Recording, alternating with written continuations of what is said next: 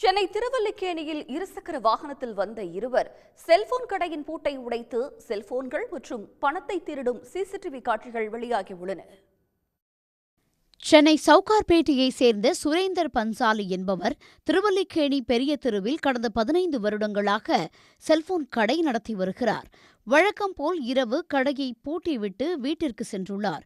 காலையில் கடையின் எதிரே வசித்து வரும் நிர்மல் என்பவர் கடை திறந்து இருப்பதாக சுரேந்தர் பன்சாலிக்கு தகவல் கொடுத்தார். கடையில் வந்து பார்த்தபோது 20 செல்போன்கள் மற்றும் 70,000 ரூபாய் ரொக்கம் கொள்ளை போனதைக் கண்டு அதிர்ச்சியடைந்தார். சம்பவ இடத்திற்கு வந்த காவல்துறையினர் அருகிலிருந்த சிசிடிவி காட்சிகளை பார்த்தபோது ஹெல்மெட் அணிந்து கொண்டு இருசக்கர வாகனத்தில் மர்ம நபர்கள் திருடிச் சென்றது தெரியவந்தது. இதன் சிசிடிவி காட்சிகள் தற்போது வெளியாகியுள்ளது.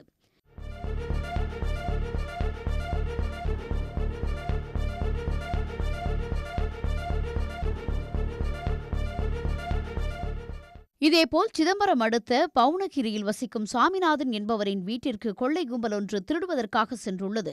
அப்போது அவரது குடும்பத்தைச் சேர்ந்த மும்பையில் வசித்து வரும் சத்யா என்பவர் தனது மொபைல் போன் மூலம் வீட்டில் உள்ள சிசிடிவி காட்சிகளை பார்த்து தகவல் கொடுத்துள்ளார். இதையடுத்து ஊர் மக்கள் உதவியுடன் இளைஞர்கள் ஒன்று சேர்ந்து அந்த கும்பலை காவல் நிலையத்தில் ஒப்படைத்தனர். அவர்களிடம் செய்த விசாரணையில் பல்வேறு இடங்களில் கொள்ளை சம்பவங்களில் ஈடுபட்டது தெரியவந்தது.